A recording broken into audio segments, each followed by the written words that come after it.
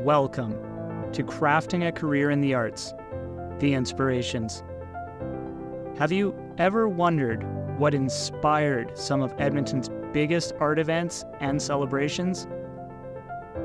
In this series, we delve into the minds of the people behind some of Edmonton's largest and most iconic festivals and spaces for the arts to find out what inspired not only the event, but those who run them. Join us as we look into the history of the art scene and speak with those who help make the arts possible in Edmonton about who they hope to inspire. Welcome to our final episode for this season. In this episode, we will talk to the Executive Director and Chief Curator at the Art Gallery of Alberta, and then share some bonus places where you can visit for inspiration of your own. Founded in 1924, the Art Gallery of Alberta has not only stood the test of time, but is seen as the flagship of the arts in our province. Executive Director Catherine Crowston joins us in this episode to discuss the gallery's centennial, community impact, and inspirations, as well as the inspirations that brought her to the role she now plays in the Edmonton art scene. My name is Catherine Crowston, and I'm the Executive Director and Chief Curator here at the Art Gallery of Alberta, and I'm from Edmonton and living in the city for many, many years. The AGA is really seen to be the flagship visual arts organization, both in the city of Edmonton, but also in the province of Alberta. As the Art Gallery of Alberta, we kind of find our home here in Edmonton, but we develop programming and work with artists from across the province and really see ourselves as a provincial art gallery. The Art Gallery of Alberta was founded in 1924. At that time, it was called the Edmonton Museum of Art, and it was founded by a group of women led by one particularly kind of brave and standout woman named Maud Bowman. She worked tirelessly to have the gallery created. She was both the first president of the board, the first director of the Art Gallery, and she's really the one who had the vision and made the Art Gallery of Alberta happen over 100 years ago. Well, what's really interesting is that the Art Gallery of Alberta is actually the oldest cultural institution in our province. We're the first nonprofit arts organization that was founded. So I think it's really important for us to think about the fact that art has value for us today. We value the art and the artists that work today, but that has a long history, and it goes back, in our case, for over 100 years of people who have supported the visual arts, of artists who have been committed to creativity and to making visual art, and how that's something that I think, people of yesterday and people of today still find value in. I think the AGA, over the course of its history, has impacted the arts in incredibly different, but I think imaginative ways. We've brought art from around the world to the city for Edmontonians to see. We've supported local artists and shared their work both in the city, across the province, but also in exhibitions across the country. So we're really here to kind of bring a world of art to Alberta, but also share Alberta art with the world. While the artistic landscape of Edmonton is ever-changing as new artists, techniques, and movements come to Edmonton, the AGA has remained a cornerstone in our local art scene. In the 100 years since its inception, the gallery has amassed a large private collection of art and brings thought-provoking installations several times a year to the Edmonton public. The Art Gallery of Alberta will be celebrating our centennial anniversary in 1924. So the organization started then, but also the collection started then. And we've been building that collection over 100 years, 6,500 works of art now. And it's really exciting for us to be able to be creating the history of Alberta through the eyes of artists. And that's really what our collection is. It's a collection that features many, many different forms of artistic creativity in the visual arts, painting and sculpture, printmaking, and now more recently, installation and video and kind of more contemporary forms of artistic practice. So our collection is really kind of a glimpse into Alberta creativity and how it has been created here in the province, but also Canadian artists that have helped to kind of inform Alberta artists and how they're working today. Well, the Art Gallery of Alberta has a permanent collection now of over 6,500 works of art. Keep them in trust for the people of Alberta. Our collecting actually began way back in the 1920s when the gallery was founded. We acquired 2 works by local artists. And what we've now tried to do is build a collection that represents the best of artwork from Alberta, but also art from across Western Canada, as well as artwork from the United States and internationally that kind of informs and contextualizes the work made by Alberta artists. Over time, the Art Gallery of Alberta's collection has evolved because really what we try to do is represent the art of the contemporary moment. So back in 1924, we see a lot of artists painting landscapes, we see a lot of genre scenes, and today, as we go into we are in the 21st century, artists are working in different kinds of creativity. They're working with video, they're working with digital media. Some artists are even beginning to experiment with AI. So as time changes and artist materials and creative strategies change, we'll see our collection also changing to reflect that. When I curate exhibitions, I really respond to what artists are making. So I'm someone that kind of approaches it looking at what's happening, what artists are doing in their studios, what's interesting them. But the other thing I also look at is what's happening in society. So what kinds of things are we seeing in pop culture or in contemporary culture? And so kind of bringing those two things together, because I think that we know artists respond to the world around them. They reflect the world around them in different ways. And I think that as a curator, one of the things that we do is create exhibitions that look at how artists are responding to the world, but also looking at the world and those social phenomena that are inspiring artists. Next, Catherine discusses what inspired her aspirations in the arts and what motivates her in her present role. What inspired me to undertake a career working in art galleries and museums was, as a child, I was very much interested in making art. I was a kind of drawer, and I would draw many different things. And when I went to high school, I had a very, very inspirational high school art teacher who not only taught us studio arts and making things with our hands, but also taught us about art history. And I remember being really fascinated learning about the ancient Minoans, as an example, who created beautiful architecture and murals many, many centuries ago. And so I became really interested in the history of art. And I think from there, that took me into working in art galleries and museums. I think what motivates me most working at the gallery is the artists themselves. I think that all of our cultural venues are really inspired by people who are actually making the artworks, whether they're artists, musicians, dancers, performers. I think that we really look to them because they're at the heart of our organization. So what inspires me is that there are artists in the world, that they're in their studios, that they're making things, that they're committed to this practice, and I think it's our responsibility and I think our honor to be able to share that with the public. I think for me, what inspires me is that at the art gallery, in the work that I do, we're always making something new. And we don't open a new exhibition every day, but we do work on a new exhibition every day. So every day we're making something new.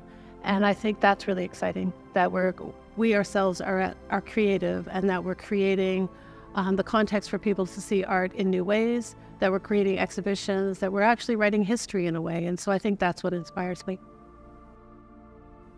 I want the Art Gallery of Alberta to inspire Edmonton people, artists, to look at the world around them, to look at the creativity that surrounds them, and to see the wonderful work that artists are making, whether it's in painting or sculpture or other forms of art, but to really understand that it's a creative process. It's a process about creating beauty, but also creating a different way of looking at the world, about potentially provoking different thoughts or different experiences, and really seeing art not just as something that is decorative, but also something that is meaningful, communicates and creates content that I think is very deep and rich and enlightening for people. In this year, we're celebrating our 100th anniversary. So some of the new things that we'll be doing over the next while are ways to engage the community in our birthday celebrations. So for the first time, we're going to be having a big birthday party on the square in August, where we're going to have performances and art making and all sorts of different activities that are happening outside of the gallery in a different location. We're also traveling exhibitions around the world. We have one exhibition that's going to both Tokyo and London. So that's new for us to take the AGA to communities in other parts of the world. And then we're looking at different programs to engage people in different ways. So one of the things we're talking about, and we're just kind of working through right now, is a night where people can bring their dogs to the gallery and have dogs experience art with their owners. And so some of the ways just to engage the AGA with our community in a new way. Now, Catherine discusses how the community inspires the AGA and what it offers, as well as what she hopes people will take away from their experience at the gallery. The Art Gallery of Alberta really wants to be reflective and representative of the community. Therefore, we take inspiration from the community. We listen to community members about what they want to see in the exhibitions here, about what kind of programs they want to see. We also see the Alberta community of artists as really inspiring us. When we create exhibitions, we turn to the artists first as a way to kind of inspire the exhibitions and what we'll be looking at. And really, we want to have a kind of reciprocal relationship with our community so that not only are we kind of creating and presenting exhibitions for them, but we're also generating exhibitions and programs from the community and bringing that here to the HEA.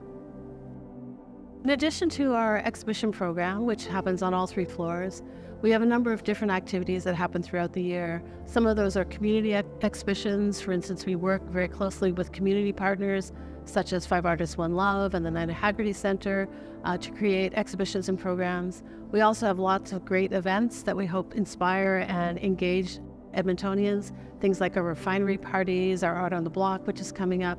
So there are ways to create, convivial, fun, exciting entertainment activities, but also the ones that have art at their core. Well, I think the thing is that we know that children are filled with creativity, that children have boundless amounts of energy, they think of things differently, their imaginations run wild, and I think the Art Gallery lets that happen for adults as well. And that I hope that we can make, generations of kids that feel comfortable in their creativity, that are innovative, that want to kind of transform the world, and want to use art as a way of expressing themselves. I think when people leave the HEA, I hope that they leave a little bit different than when they came. I think if they can leave, inspired by something they saw, or maybe troubled and be thinking about something that they had never thought about before. I think that we really just want people to come here, experience the gallery, experience the wonder of the architecture here, but also take something away that makes them a little bit different in how they think or see the world. And, whether that's they've gained a new skill perhaps, or they've learned something about history that they didn't know, or they're thinking about now a certain situation that's happening in the world that they hadn't thought about before. I think those are the kinds of things that we're trying to provoke in people's experiences here at the HEA. Now that we've heard inspiring stories from some of the biggest festivals, galleries, show promoters, theaters, and more about what inspires them, we want to share some unexpected places for you to find your inspiration. In this final bonus section, we will take you to a library and a grain elevator. First, we will visit a small gallery nestled in the beautiful downtown Spruce Grove and hear from the executive director of the Allied Arts Council about what inspired the gallery and why small galleries such as the Allied Arts are important. My name is Rebecca New, and I'm from Edmonton, Alberta, Canada. I run the Spruce Grove Art Gallery, and I'm the executive director of the Allied Arts Council of Spruce Grove. The Allied Arts Council is a group of members who come together to support arts in Spruce Grove. We work with the City of Spruce Grove, the Province of Alberta, to bring color to the city. In 1984, a group of artists banded together to create the Allied Arts Council, started in something called the Little White Church. And the AAC is home to visual arts in Spruce Grove. We host classes, we have art events, we have art talks, we have classes for people ages 5 to 105, and in general, we add color to the city. In the past 5 years, we have supported the addition of 3 new murals and hope to continue to bring more public art to the city. We think it's a really great opportunity to be able to see the art of local artists. It's a place where you can purchase local art. We also think it's a great opportunity to make a day of it. People can have an art day, they can come out, they can grab a coffee, they can come browse the collection.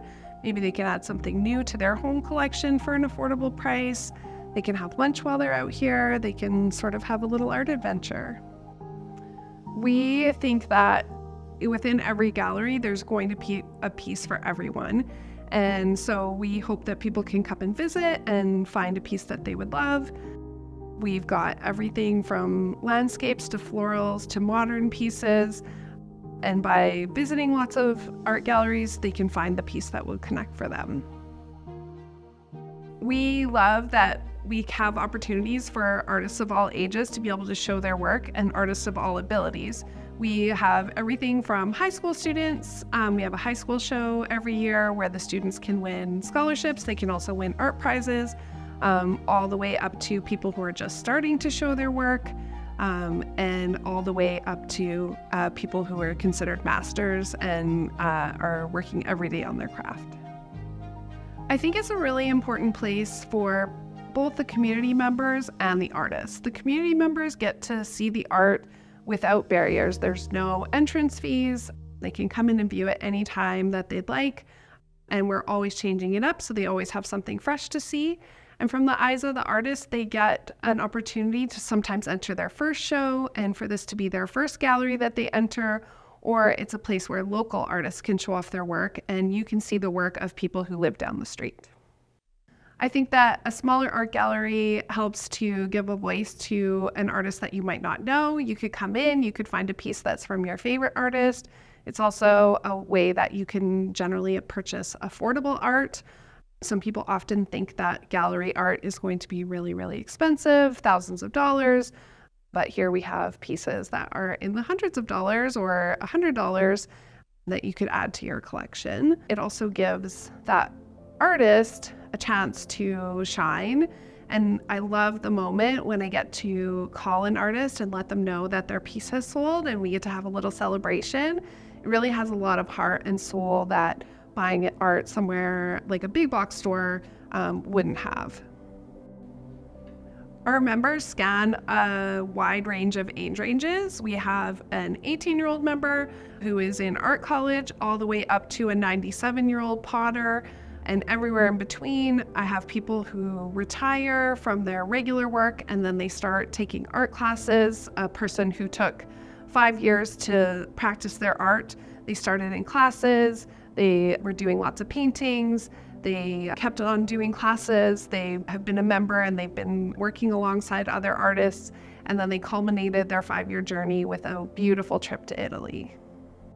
We love that our gallery is really approachable. We love that it's really accessible, that people of all ages can do it, that people of all levels can be here with us, and also from a viewership. Community members can come in and they can just take a quick look around. They could find a piece that's for them, or they can come. We have people that come every week and see what's new, talk about the artists. They get to know the artists. It's a place where we can really build art connections. In university, I studied art history and a little bit of the arts, but I've always enjoyed working with people, and this gave me the opportunity to work in a management role with artists and help support them in their careers. Like most Albertans, I took a little bit of art when I was in high school, and then I kind of quit doing art except for appreciating art. I visited lots of galleries, I studied art, but I wasn't really working on my own personal art. When I started working at the AAC, I started working on watercolors a little bit, and now I paint in my spare time a little bit, and I'm still in that emerging artist stage that I try and talk people coming out of. I can be a little bit shy with my artwork, and I feel like it's really processing and it's going to be ready to blossom one day, but I paint little flowers, I paint little gnomes, I paint little landscapes. I love nature. I love to take photographs and then work from photographs. Because I am around artists and art every day, I always get inspired to try something new. Maybe it's a new material, maybe it's a new look at something. The artists help me to keep trying. They push me to keep trying. They encourage me to enter the contests. I also sometimes get that little voice in my head that says, I'm not sure if you're ready, but they are always there to support me, just like I'm there to support them. I have a story about feeling the love from our art community. This weekend, when I was sitting down to my Saturday breakfast, I had a gift that came from an artist. It was a loaf of fresh bread. And then I went in my fridge and I got something that I had received from another local artist, blueberry jam. As I was making my coffee, I noticed that I was also using a mug that was made by a local art friend. And I was sitting in my kitchen where I have paintings all done by local female artists. Surrounding myself with local art helps me to feel grounded in my work. It helps me celebrate, and I love having mementos of their work with me. Helping local artists and being connected to them helps me stay inspired and connected to my job. Now we head out to visit an iconic building in the prairie landscape, the Leduc Grain Elevator Museum. This is often a subject you will find in many art galleries in Alberta, with art exhibitions, musical performances, and a captivating mural by Janine McIntosh. The museum breathes new life into Alberta's agricultural history. Kerry invites artists to find inspiration within its walls and on its grounds, capturing the essence of the past through their art. My name is Kerry Atkinson, and I am the museum coordinator for the Alberta Legacy Development Society, the Leduc Heritage Grain Elevator. The Grain Elevator Museum is the last grain elevator in Leduc. It was saved in 2000 and became a registered historic resource. And we offer tours and answer any questions anybody has about how a grain elevator works. My connection goes back for a while to the grain elevator. It was, my mother heard the rumor in 1998 that the elevator was going to be closed and torn down. And she did not think that was such a good idea, and she contacted a local man who agreed with her, and they formed the society and went to work writing letters and meetings and bake sales and book sales. So it's always been on the fringe of my life since 2000. We are looking at expanding our events. Our Canada Day is our biggest. So some of our art-related events have involved Heritage Days, they've involved Culture Days, we've had art exhibits, photo exhibits, we've had musicians come and play. There have been many different events surrounding the arts that have come here. We have an amazing mural in our basement that was done by a local artist, Janine McIntosh, and it is phenomenal. It stretches from one end of the building to the other and shows grain elevators and grain and trains and farm equipment, and it's just gorgeous. We have our own art collection, also in our basement, and scattered throughout the buildings. We have many different photos of both Leduc and area and different grain elevators. Our collection is available for anyone who is looking for inspiration. If you want to come and paint or take pictures or write poetry, you are very welcome. People are welcome to come and take pictures, both exterior and interior of the grain elevator. We offer tours, we answer questions. If you are looking for inspiration, we have had many artists come and paint and take pictures and write poetry about the grain elevator or their agricultural past or anything that struck their imagination. Inspiration for art can be found in many places in and surrounding Edmonton, from the beautiful natural spaces to the historic buildings from early Edmonton to festivals and locations like the Art Gallery, where inspirations were what started them and keeps them going. Hopefully, these stories and locations will spark your inspiration for your next creative project or to support the arts in our city.